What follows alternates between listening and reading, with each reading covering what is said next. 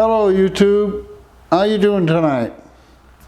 Well, we left off, we checked the cam lobe clearance between the lower rotating assembly and the cam lobes. We found that all to be good.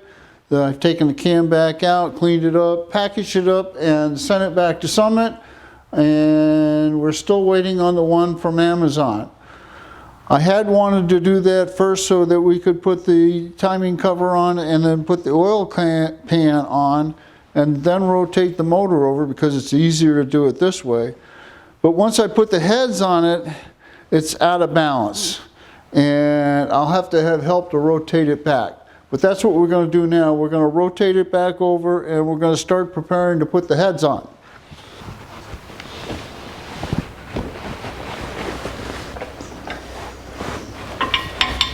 Alright, now what I want to do is just set the heads on and check to make sure that I can get the lifters into the bores. So let's do that.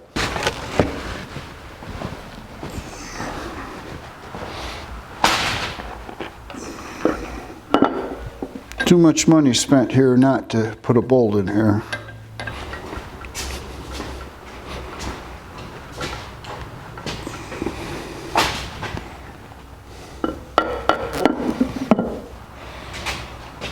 So what we want to do, oh by the way, I have oiled these up and that's what the instruction says to do. And I'm just going to see that I can get these things in and out of each one of these. So that one's fine. That one's fine. That one's fine. Okay. So we are good to bolt these heads on, which is the next thing we're going to do. I think this may be the last time we take these heads off. We got to clean the surfaces here.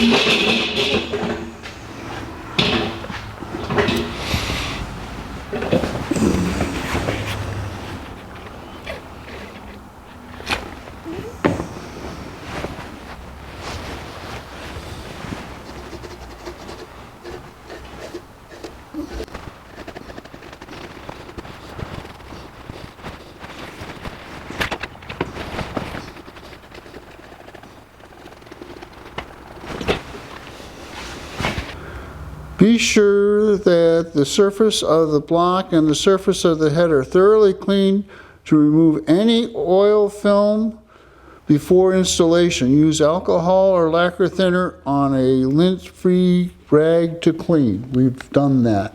What I'm doing here is preparing the head bolts. There's no instructions in the head bolt kit itself. However, I have done ARP bolts before, and what you're supposed to do is put a drop of oil underneath the head of the bolt so the bolt can turn on the hardened washer. You don't necessarily want the washer to turn on the aluminum. And then what ARP tells you to do is use the ARP assembly lube on the threads. However, in a small block Chevy, and I'm new to small block Chevys, in a small block Chevy is my understanding that all the lower bolts in the engine are in the water jacket. Now what the Elderbrock instructions say to do is to use apply Teflon tape sealant or suitable silicone to the head bolt threads. Apply 30 weight oil or suitable lubricant underneath the side of the bolt heads and washers. On the washer there's a beveled side and a flat side. The flat side goes to the head, the bevel side goes to the bolt.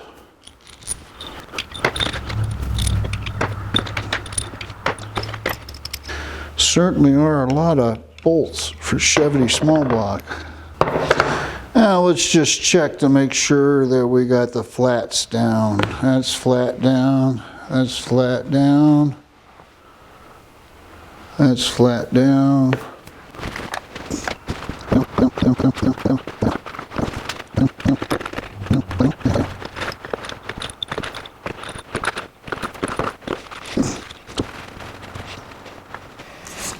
We're at the point where we're going to put the head on. Last time we were going to see these pistons, I hope, for a long time. Just for the grins of it, I'll read you the pertinent paragraph.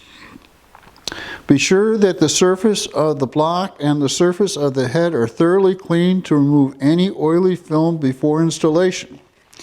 Use alcohol or lacquer thinner on a lint-free rag to clean. Apply Teflon pipe sealant or suitable sealer to the thread bolt threads. Apply 30-weight oil or suitable lubricant under the bolt heads and washers, torque to 65 pounds, in 3 steps of 40, 55, 65. Following the factory tightening sequence, see Figure 1. A retorque is recommended after initial startup and cool down. Allow 2 to 3 hours for adequate cooling. So that's what we're going to do. I like to put a little silicone sealer right there on the china wall. It's just, maybe you don't have to do it. It's just in the past I've done it. And on the Pontiac, I do the water jacket holes, but there's so many on this that I think I'll just follow the directions. So you say put the gasket on, I'm going to put the gasket on dry. Now on the gasket, there's no directions on the gasket, but stamped in this corner right here is RH. And I believe that stands for right hand. So if I put that on the right hand and so I can read it, this gasket goes on this way and it appears to cover all the holes correctly. So I want to put a little silicone sealer underneath these corners here.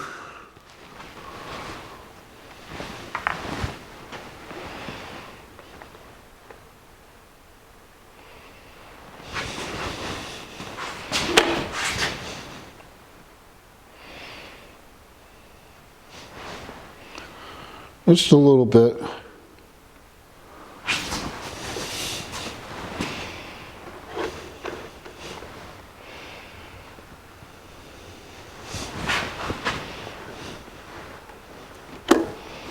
There we go.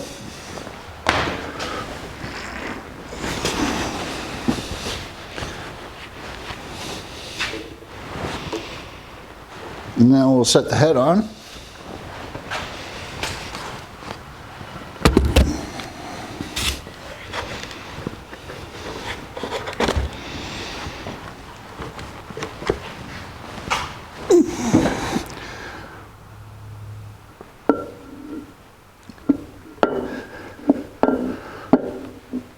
About there someplace, there we go. And we'll put a bolt in just to hold it.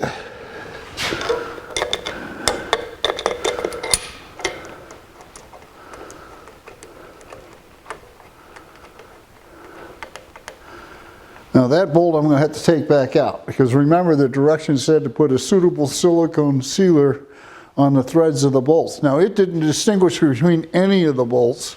It's putting silicone sealer on all the bolts. Now, my understanding that this is just a water jacket. That's the only bolts that are in the water jacket, but I'll follow the directions.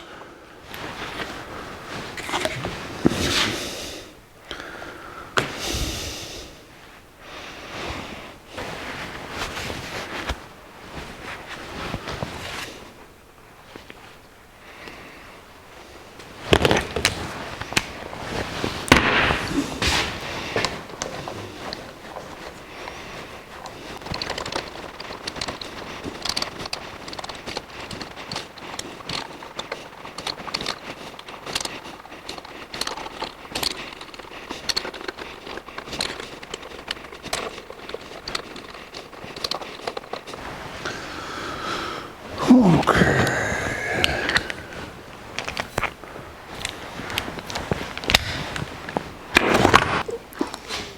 If you remember the instructions, it's torque to 65 foot-pounds in 3 steps of 40, 55, and 65.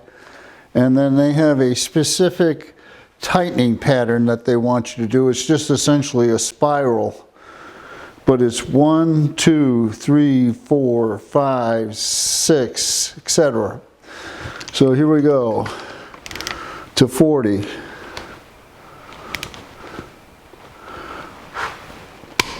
There's 40. That's 1 and 17. So that's 45. The next one is 55.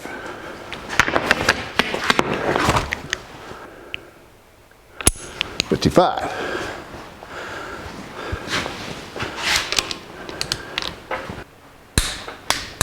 Okay. And now we go to 65.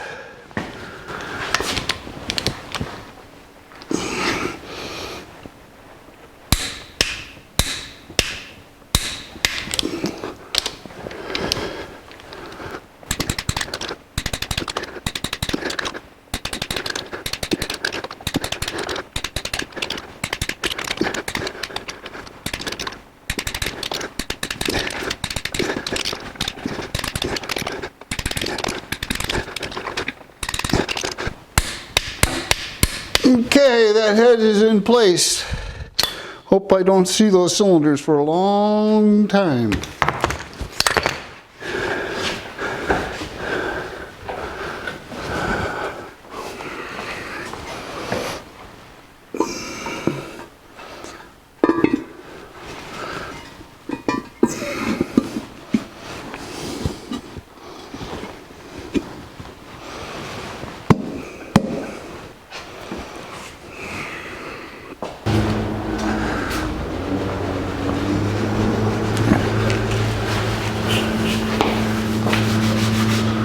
What are you doing?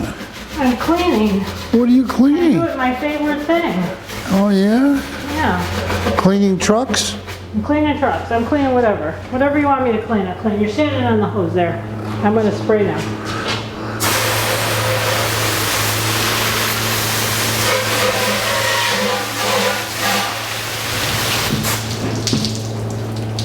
I'm still cleaning. There's still dirt. That. Okay.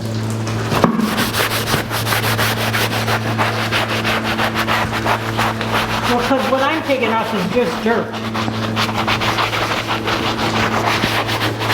All the brown stuff is just plain old dirt. Are we done yet? Okay. What we got on the front of this motor is a bunch of bolt holes and threaded holes for accessories that go on the front. And the Edelbrock heads have Healy coils down inside of them to strengthen them. What I want to do is blow out and then run the tap through the threads that are in the block so we don't have any problems later on.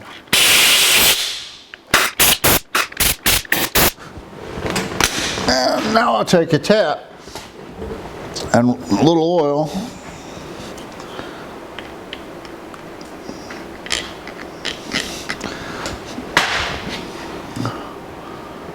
Run it down through that tap, that hole. So that's a through hole into the, where? Oh, into there.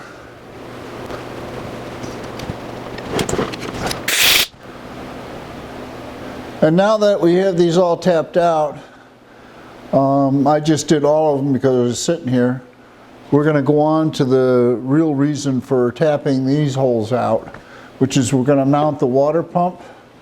And the reason we're going to mount the water pump is because on the water pump is a thing that's called a cam stop. Now that's needed because we have a roller cam in here now, and that tends to walk back and forth. And the stock stamped steel cover is not strong enough to withstand the cam wanting to walk back and forth. So what the water pump has on it is what's called a positive cam stop. And really all it is a bolt, and I'll show it to you in a minute. That goes right here that stops the cam from walking forward. Now I can do that, and I had to paint it up because we want it to be orange now, but I had to put the cam cover on to do that, and I had to thread all the holes. So let's go take a look at the water pump and I'll show you what I'm talking about. Let's talk about water pumps.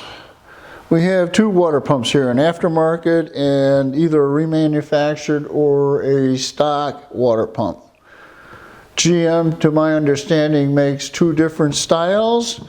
One they call a short, another one they call a long. The short is 5 5/8 inches from this flange to this surface, and the long is 7 1/4 inches from the same thing, so this flange to the surface. So this is the water pump that was in the C10, and it's important to get the right one because we want all the pulleys to line up. So it looks like I ordered the right one. Now why did I order one?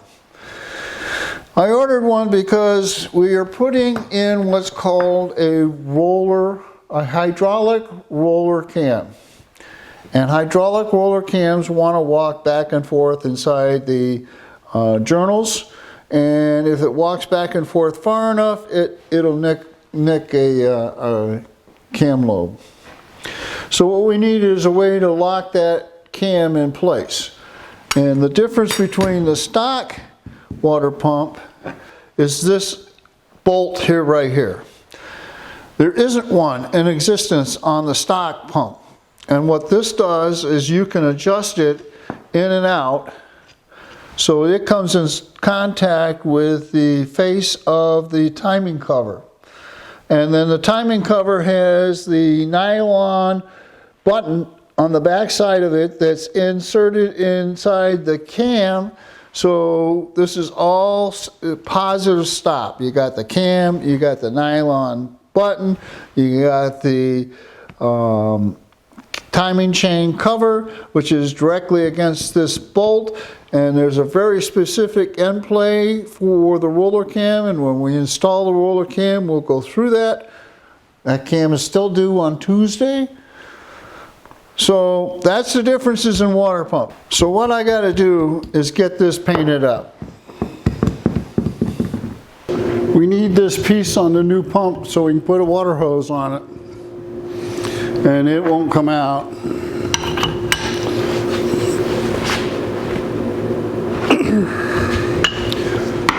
So we're going to try a little blue wrench.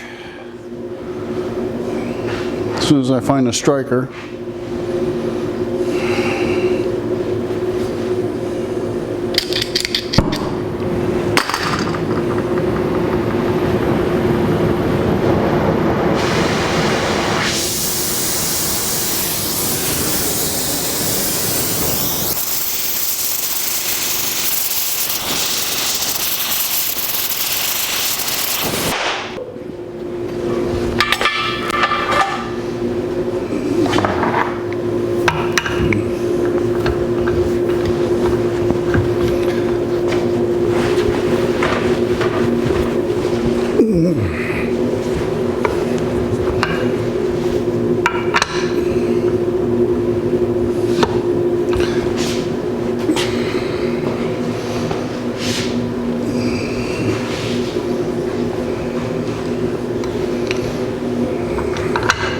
Okay, and we're going to have to clean that up. I think I'll just leave that right there and put it on the new pump.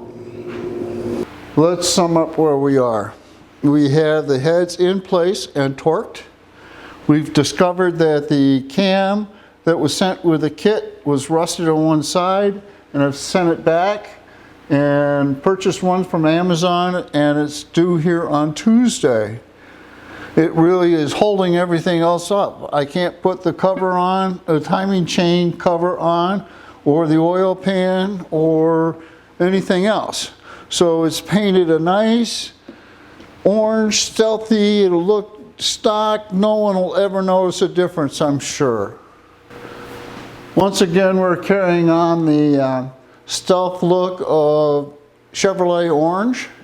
So this is the new Elderbrock water pump with the cam stop on it. I can't put that on until I get the cam. So we've made some progress cleaning up the firewall and the frame and the cross member and the frame, but as we get closer and underneath, it's not as done as I'd like it to be. So we're going to have to work on that. Not very exciting to watch. So there'll be more.